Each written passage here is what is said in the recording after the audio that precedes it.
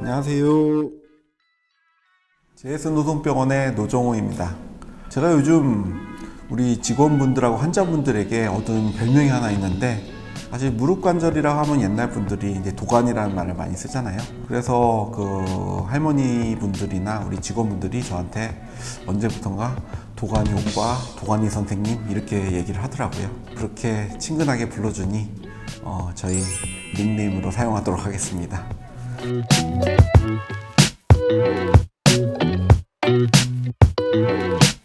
오늘은 좀 겨울철이 다가옴에 따라서 여러분들이 발생할 수 있는 문제점 질환에 대해서 한 가지 설명을 드릴까 하는데요.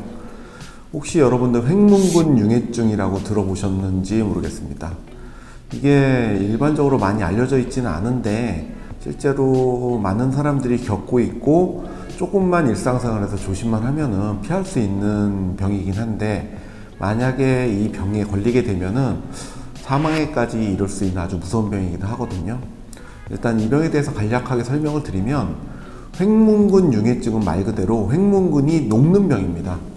횡문근은 사람 몸에 있는 근육인데, 일반적으로 우리가 몸을 쓰거나 움직일 때 쓰는 골격근 자체를 횡문근이라고 합니다. 이제는 일반적으로 우리가 생활을 할 때 근육을 이용해서 사람은 신체 활동을 하고 또 운동 활동도 하게 되는데요.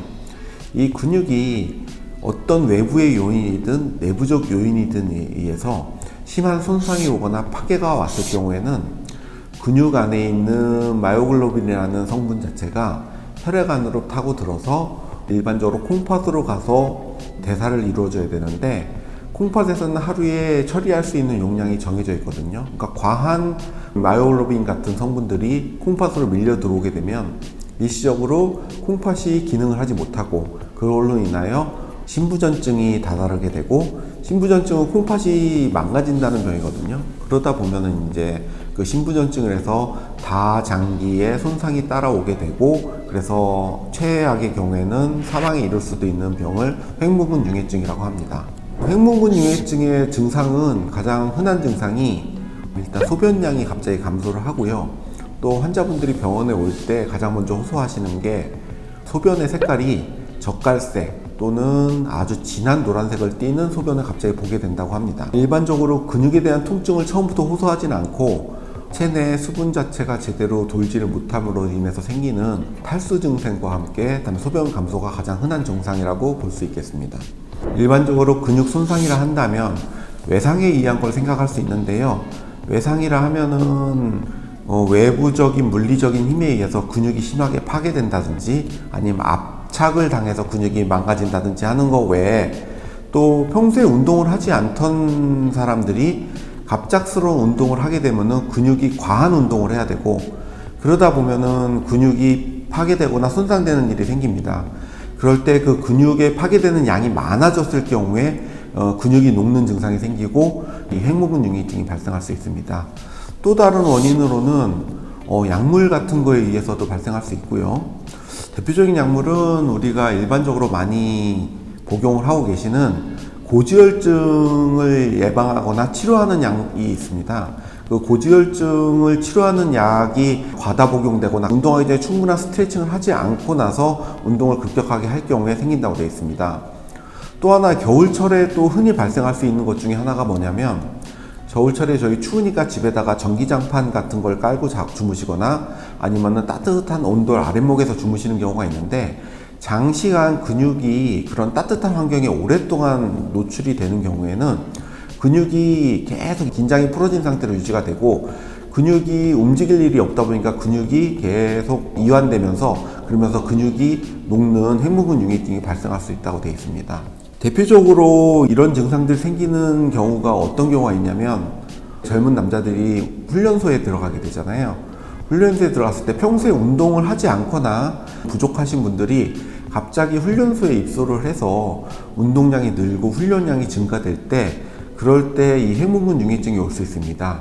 여러분들도 평소에 과격한 운동을 하고 또는 따뜻한 온돌방에서 너무 오랜 시간 잤고 그리고 근육이 압착을 당하는 그런 손상이 있었을 때 갑자기 소변이 잘 안 나오거나 아니면 소변이 색깔이 너무 짙어지거나 할 경우에는 병원을 얼른 방문하여서 검사를 해보시는 것을 추천드립니다. 예방하는 방법은 말씀드린 대로 운동을 하기 전에는 충분한 스트레칭 및 준비 운동을 하는 것이 필요하고요. 너무 뜨거운 온도의 환경에 오랜 시간 노출되는 것도 좋지 않다고 볼 수 있겠습니다.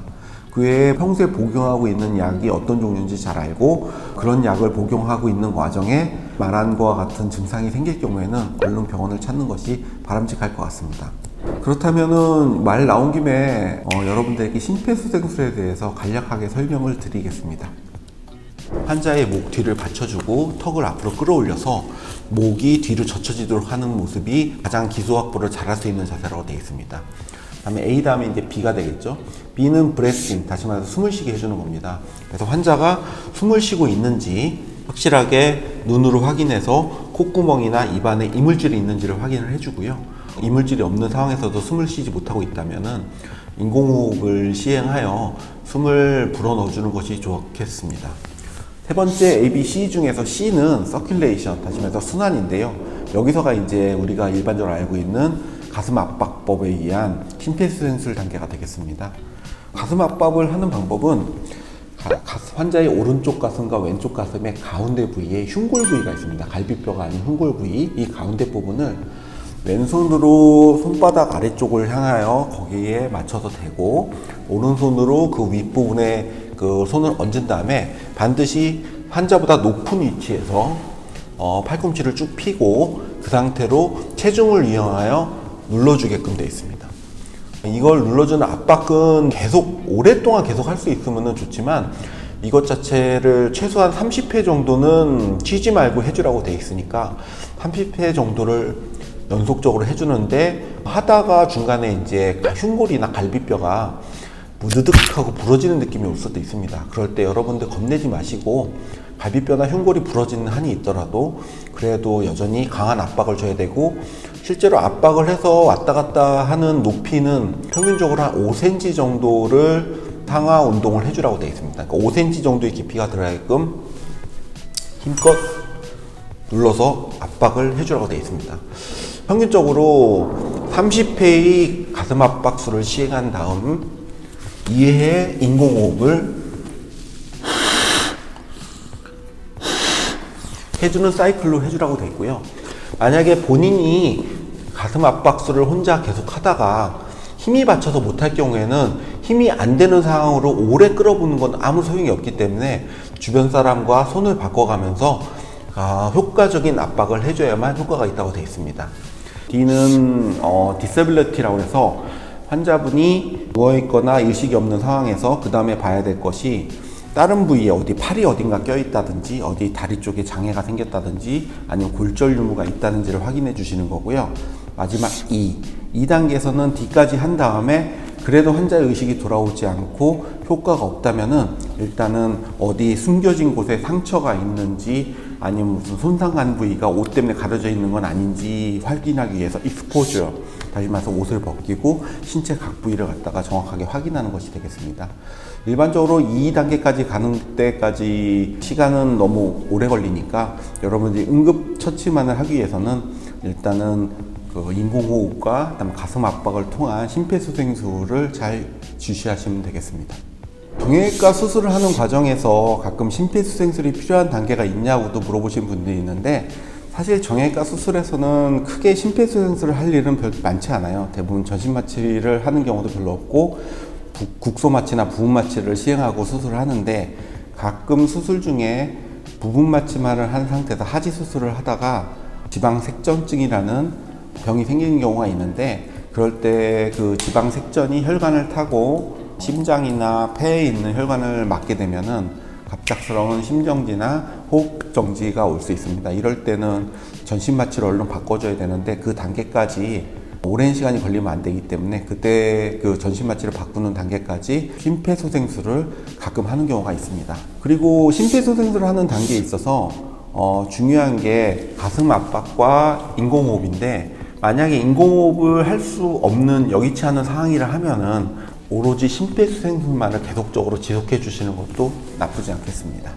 심폐소생술의 골든타임에 대해서 물어보시는데, 대부분 머리나 심장 쪽이나 폐 쪽으로 공기가 들어가는 시간이 3분이 넘으면은 돌아오지 못하는 상황이 많이 발생하기 때문에 최대한 빠른 시간 내에 하는 거가 되게 중요하겠지만 5분에서 3분 이상은 넘기지 않는 것이 좋다고 되어 있습니다.